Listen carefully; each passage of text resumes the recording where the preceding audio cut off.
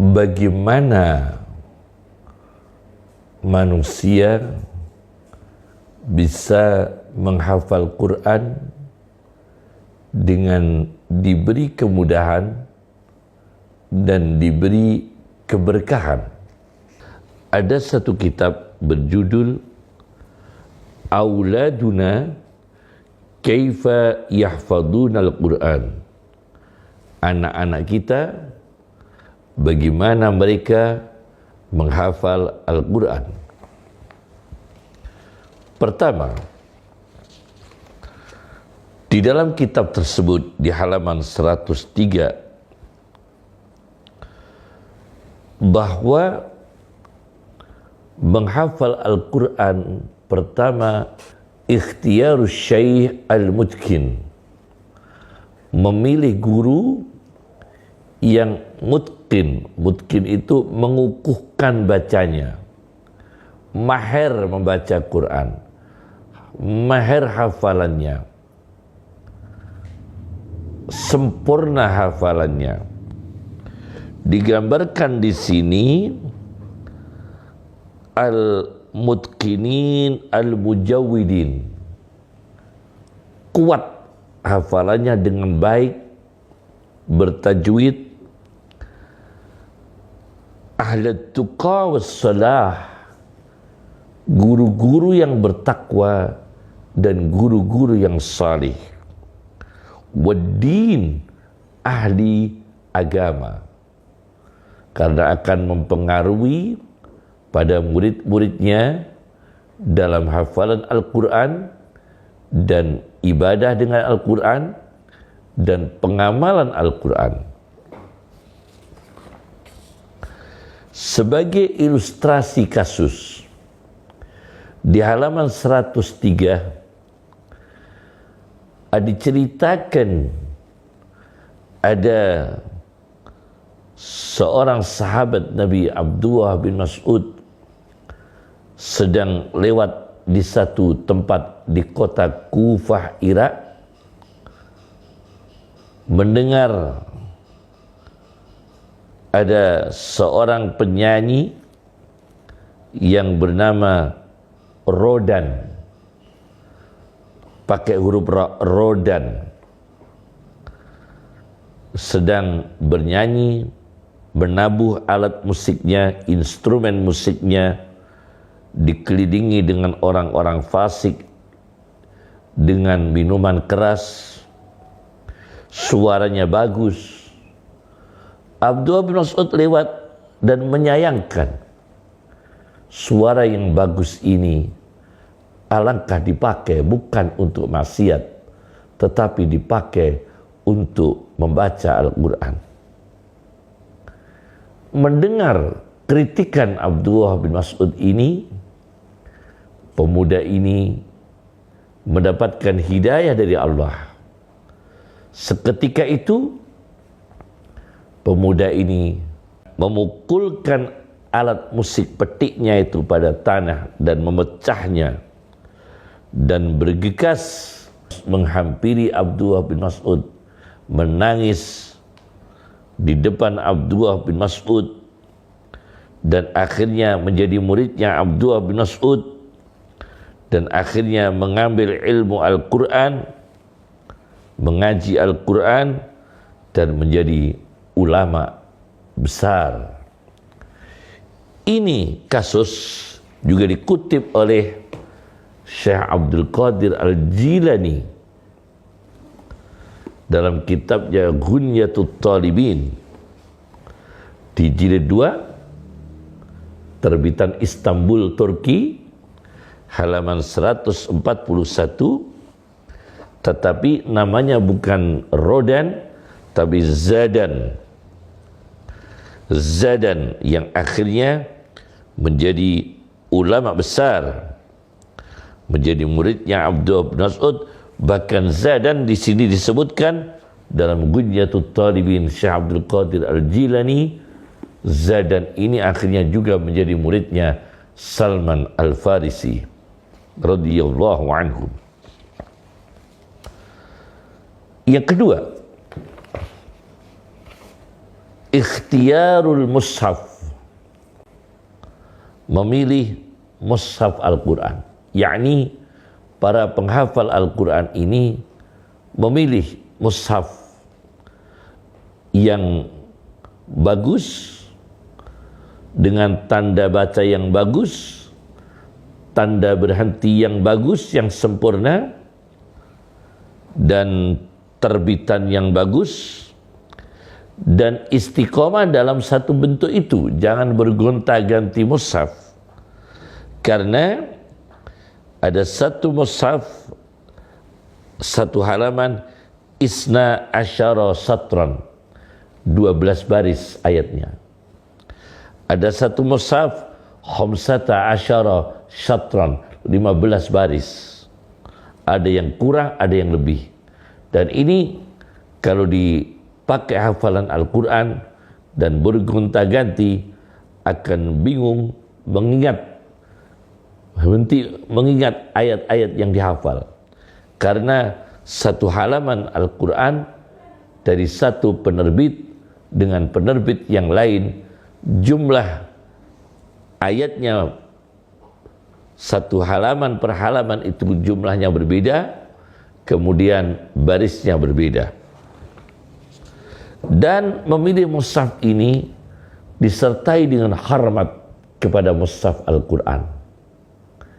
Jangan sampai ada su'ul adab, yaitu adab yang tidak baik terhadap Al-Quran. Kitab Kaifa Auladuna Kaifa Yahfaduna Al-Quran ini juga mengutip dari Adabud Dunya Waddin, karya Al-Mawardi. Bagaimana di sini dijelaskan di dalam kitab Auladuna Kaifa Yahfaduna Al-Quran halaman 118 dan Adabud Dunya Waddin terbitan Darul Minhaj halaman 513, ada seorang penguasa bernama Walid bin Yazid bin Abdul Malik mencari optimisme dari Al-Quran, tafa'ul. Maka yang keluar ayatnya adalah surat Ibrahim ayat 15, yaitu ada ayat wastaftahu wa khaba kullu jabbarin anid. Dan orang-orang yang takut berdiri di depan Allah dan takut dengan ancaman Allah memohon kemenangan kepada Allah, dan gagallah kullu jabbar wa khaba kullu jabbar, kullu jabbarin, setiap orang yang sombong, anid, yang mengingkari kebenaran. Karena ayat ini yang keluar, maka Walid bin Yazid ini seorang penguasa yang otoriter, maka dia tersinggung dengan ayat ini.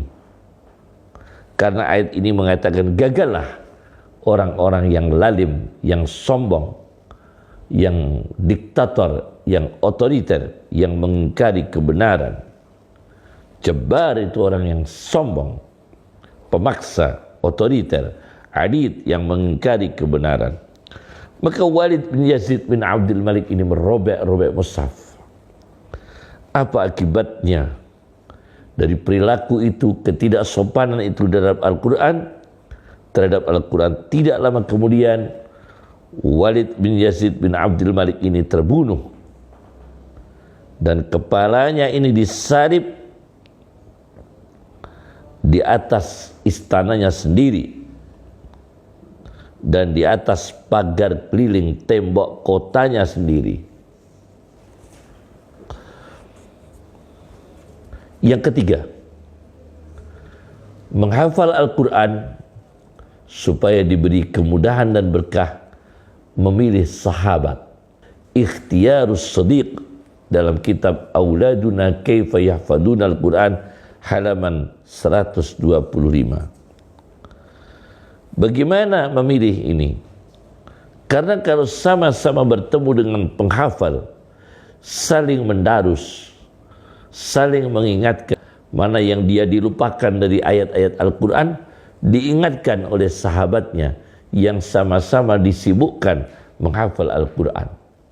Maka idealnya penghafal Al-Quran ini akrabnya dengan penghafal Al-Quran, itu lebih mudah.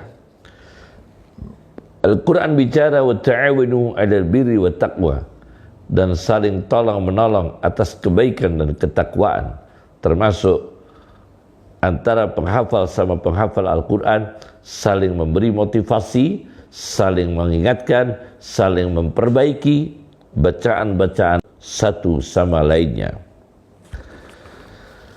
Ini digambarkan di dalam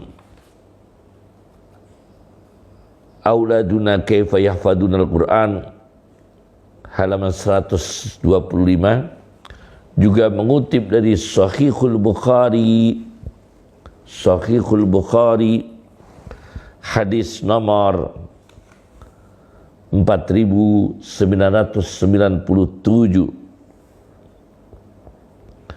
di mana Rasulullah SAW membisikkan kepada Fatimah radhiyallahu anha, putri dari baginda Nabi Muhammad SAW, bahwa malaikat Jibril itu setiap tahun itu datang ke saya, yu'ariduni bil Quran, saling mendarus saya dengan Jibril tiap tahun, kulla sanatin, tiap tahun satu kali. Jibril datang mendarusan dengan Nabi SAW, darusan Al-Quran setiap tahun satu kali.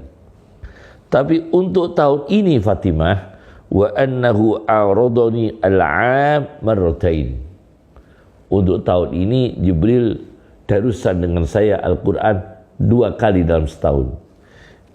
Aku tidak ada dugaan kecuali ini sebagai tanda ajalku sudah mau tiba, waktu wafatku sudah hampir tiba. Kemudian ada kasus dalam kitab Auladuna kaifa yahfaduna Al-Quran di halaman 131, di mana orang-orang yang dipenjara, sekelompok orang dipenjara tanpa membawa mushaf, tetapi salah satu dari mereka ini mengajarkan hafalan Quran dengan kawan-kawannya yang sama-sama di penjara. Akhirnya semua hafal Quran tanpa bawa mushaf. Bayangkan, karena persahabatan yang lama dengan orang yang membacanya selalu Al-Quran, maka audennya ini yang bersahabat terus dengan orang yang baca Quran, memori otaknya dimudahkan oleh Allah hafal Al-Quran.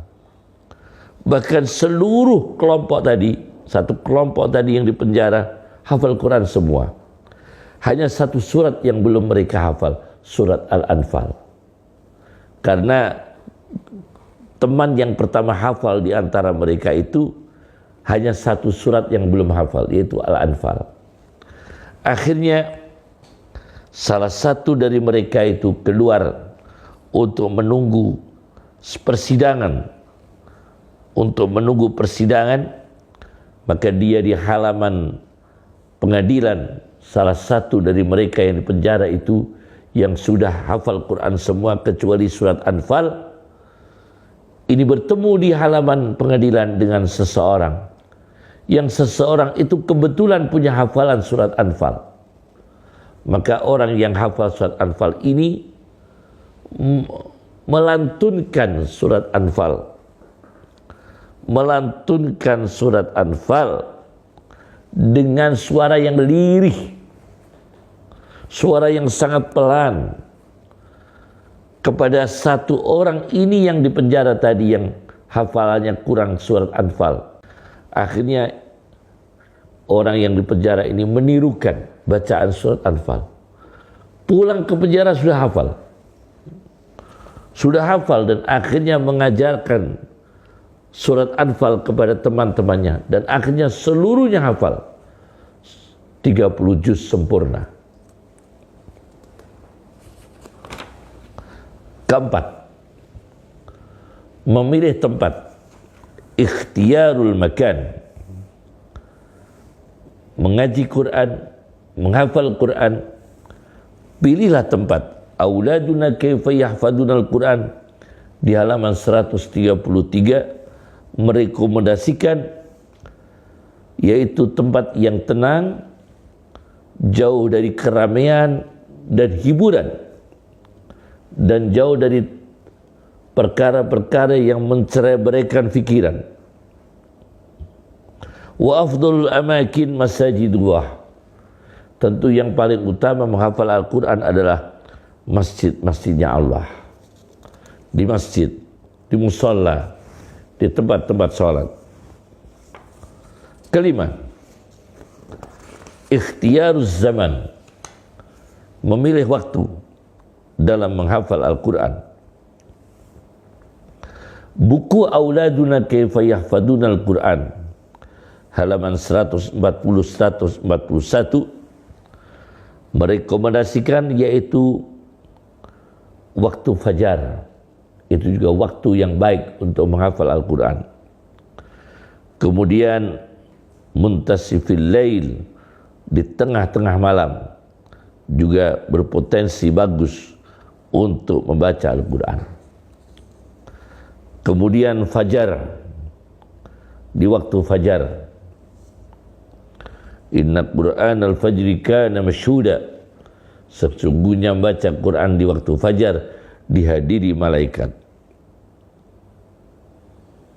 Atau sebelum fajar. Ini seperti dilakukan oleh Imam Qutrub yang nama lengkapnya Muhammad bin Mustanir. Ini ada di kitab Al-Wafi bil Wafayat karya Khalil bin Abyak As-Safadi, jilid 4 halaman 76. Diceritakan Qutrub ini mengaji dengan nama asli Muhammad bin Mustanir, pakar tata bahasa Arab atau nahwu. Pagi-pagi betul, bukrah, Qutrub ini mengaji pada Imam Sibawayh sebelum murid-murid yang lain datang.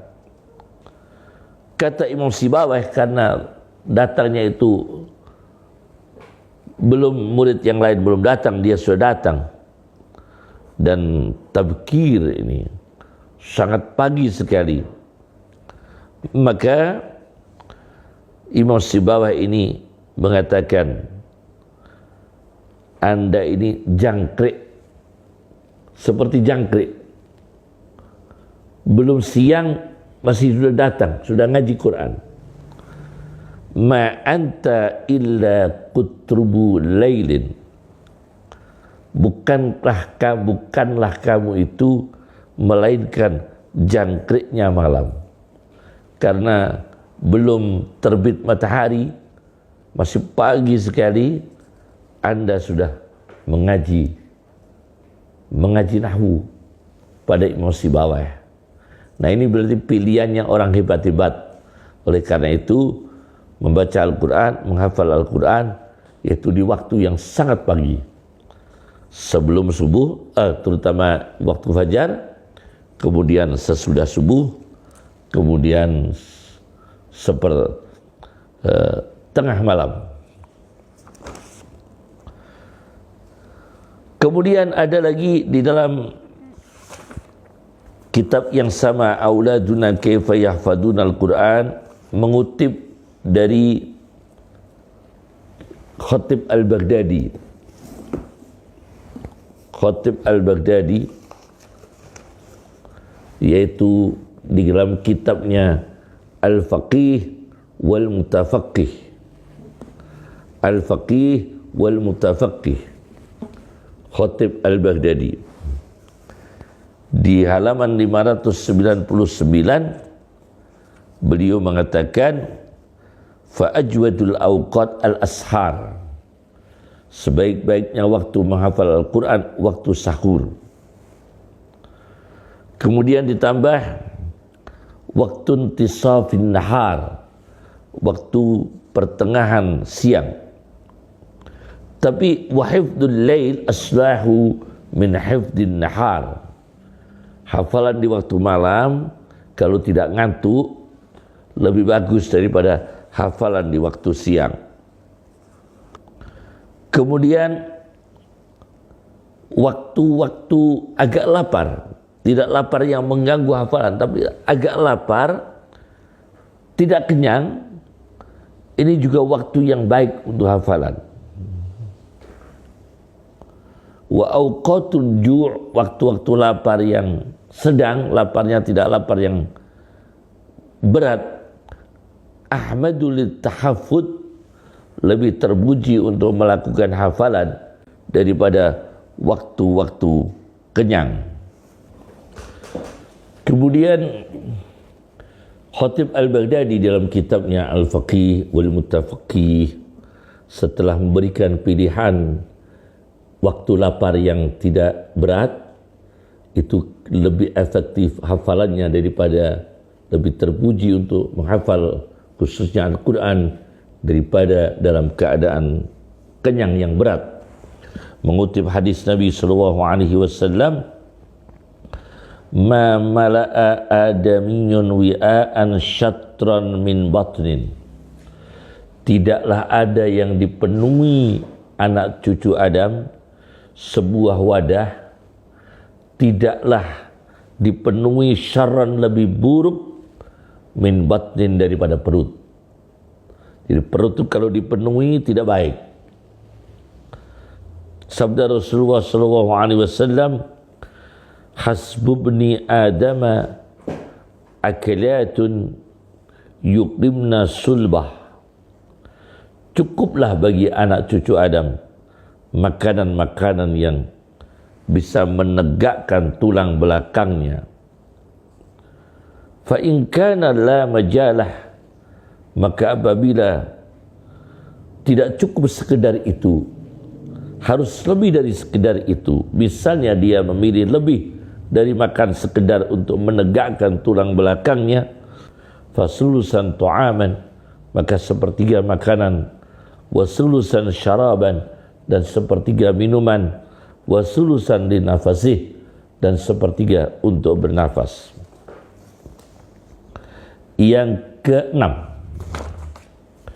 ikhtiyarul mahfud. Ikhtiyarul mahfud, yaitu memilih ayat-ayat yang dihafal. Ada temuan di sini di kitab Auladuna Kaifa Yahfadunal Quran di halaman 147-148. Apabila aktif setiap hari itu 5 ayat dan rutin terus setiap hari 5 ayat, 5 ayat, 5 ayat dihafalkan, diulangi, murajaah, dipelihara, dijaga, maka akan mencapai khatamnya itu kalau 5 ayat rutin fi aman wa nisfil am, akan ditempuh 2,5 tahun. Hafal Qur'annya selesai 2,5 tahun. Dan jangan terlalu banyak, menghafal banyak sekali dapat puluhan halaman kemudian lelah, kemudian tidak mampu lagi untuk menghafal karena kelelahan akibat terlalu banyaknya yang dihafalkan. Dari yang pertama tadi, terlalu banyak yang dihafal Al-Quran sampai berapa puluh halaman selesai, akhirnya beberapa kelanjutannya ini dia sudah lelah. Maka Auladuna Kaifa Yahfadunal Quran di halaman 147 mengutip hadis dari Sahih Bukhari juz 7 nomor hadis 6463. 6463 Rasulullah SAW mengatakan wal qasta al qasta tablughu, dan sederhana kalian akan sampai, tidak lebih tidak kurang, sedang-sedang saja. Wal qasda al qasda, sedang-sedang saja. Tablughu, kalian akan tercapai. Bahkan ada orang yang diberi hafalan yang luar biasa, yang kemudian di kitab Auladuna Kaifa Yahfaduna Al-Quran halaman 157, kitab tersebut Auladuna Kaifa Yahfaduna Al-Quran ini karya Hamdan Hamud Al-Hajiri. Di halaman 157 juga ada di kitab Al-Wafi bil Wafayat karya Khalil bin Aibak As-Safadi halaman 239-240 menceritakan seorang yang penghafalan Qur'annya luar biasa dalam sejarahnya ialah Hisham bin Muhammad bin Kalbi, di mana diceritakan di sini bahwa Hisham ini mempunyai daya hafal yang luar biasa, tapi sayangnya dia belum hafal Quran. Maka pamannya ini menegur, mencela kepada Hisham Al-Kalbi ini, Hisham bin Muhammad Al-Kalbi, orang hafalnya kuat, sayangnya belum hafal Quran. Maka Hisham ini terpengaruh, terpukul dengan kata-kata paman itu. Kemudian Hisham masuk ke satu rumah dan bersumpah, demi Allah, aku tidak keluar dari rumah ini sebelum hafal Al-Quran. Maka Al-Quran dihafalkan, ditempuh fi salasati ayyam, 3 hari selesai. 3 hari selesai. Nah, ini orang yang hafalnya kuat. Tetapi ini juga orang yang punya kekurangan, karena terlalu cepat menghafal. Kita jangan meniru orang yang hafalnya terlalu cepat. Kalau untuk kita, masa kita yang sedang-sedang saja kemampuannya, jangan memaksakan diri untuk meniru kepada mereka yang hafalannya cepat. Kita ingat sabda Nabi tadi, sedang-sedang saja kamu sekalian akan mencapainya. Ketujuh, memilih apa yang dimakan, apa yang diminum. Ikhtiyarul ma'kul wal mashrub. Dalam kitab Auladuna Kaifa Yahfaduna Al-Quran dikutip dari Syekh A'id Al-Gharni, mengutip dari perkataan umum, perkataan orang-orang, pengalaman orang-orang yang termasuk menguatkan hafalan adalah buah anggur, mengkonsumsi buah anggur.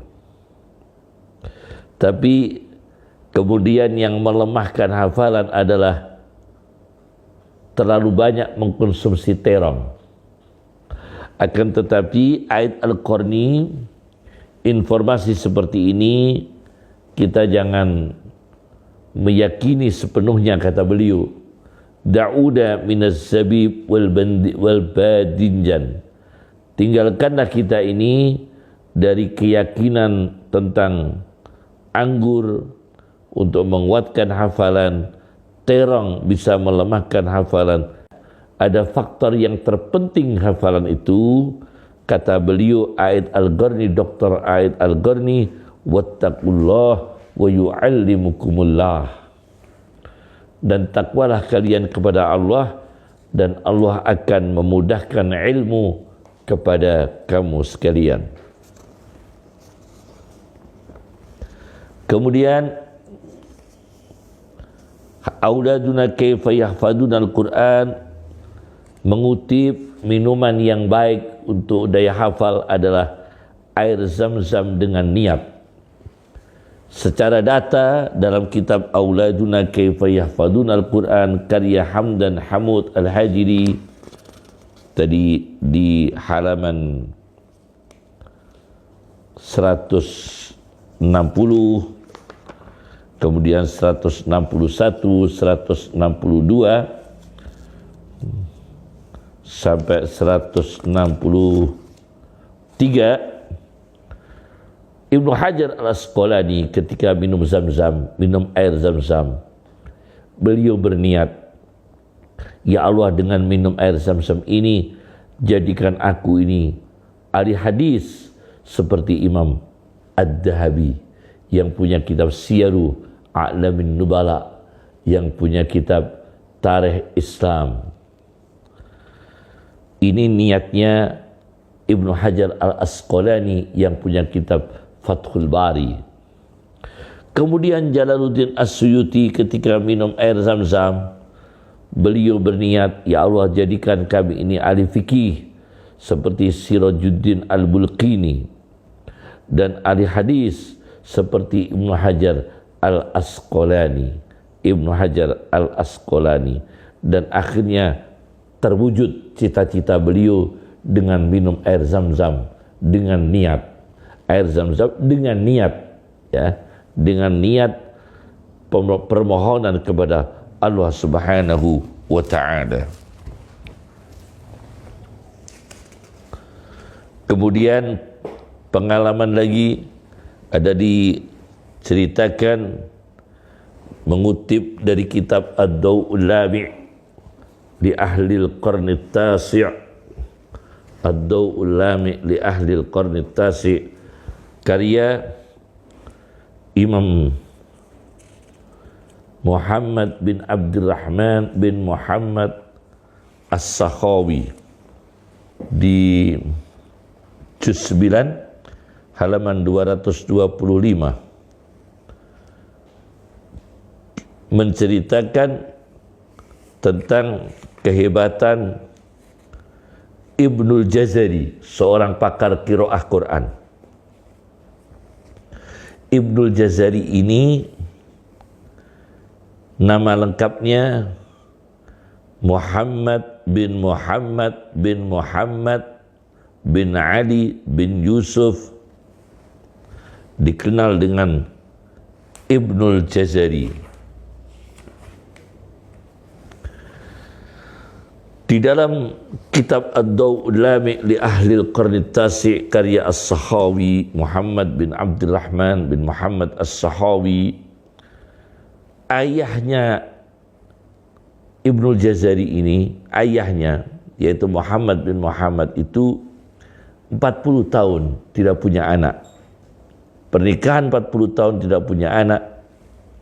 Lalu beliau menunaikan ibadah haji dan minum air zam-zam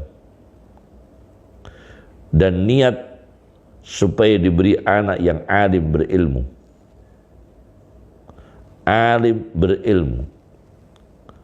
Maka itu musim haji, setelah sholat tarawih malam Sabtu tanggal 25 Ramadan tahun 751, lahirlah seorang putra yang terkenal dengan Ibnul Jazari, seorang putra ahli Al-Quran yang luar biasa. Dulu ayahnya minum itu supaya punya anak menjadi orang alim, itu minum zam-zam dengan niat, ya Allah, setelah minum zam-zam ini karuniakan kepada saya anak yang berilmu. Lahirlah Ibnul Jazari setelah pernikahan 40 tahun belum dikaruniai anak.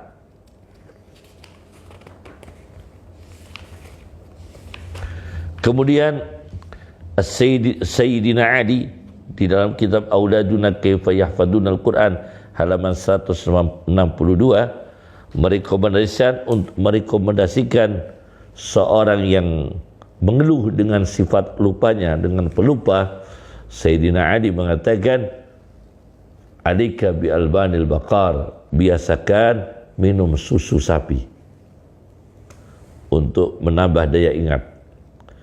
Kemudian madu, ini direkomendasikan oleh Imam Zuhri.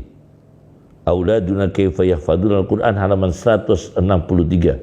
Madu, fa innahu jayyid lil hifdhi, bagus untuk hafalan.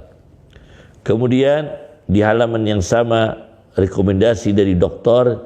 Yahya Al-Ghausani, dari Dr. Hassan Syamsibasa, bahwa ikan laut anna fis samak vitaminat, terdapat vitamin ikan laut, yuqawwid dimagh, yang menguatkan otak manusia. Nah, yang kedelapan, memudahkan hafalan Al-Quran dengan berdoa. Saya berikan doa, yassarallahul Qur'ana alayya wa a'anani ala tilawatihi wa qarraba li kulla ba'idin. Yassarallahu, semoga Allah memudahkan Al-Qur'ana alayya, Al-Quran atas diri kami semoga dimudahkan oleh Allah. Wa a'anani ala tilawatihi, dan semoga Allah memberikan pertolongan kepada kami untuk tekun, istiqomah, langgeng, menjaga, stabil, tidak malas membaca Al-Quran. Wa qarraba li kulla ba'idin, dan semoga Allah mendekatkan kepada kami apa-apa yang jauh, yang kelihatannya sulit dimudahkan, yang kelihatannya jauh didekatkan, yang kelihatannya tidak terjangkau menjadi terjangkau, yakni diberikan berhasil oleh Allah Subhanahu wa ta'ala. Inilah yang bisa saya sampaikan cara terbaik menghafal Al-Quran. Assalamualaikum warahmatullahi wabarakatuh.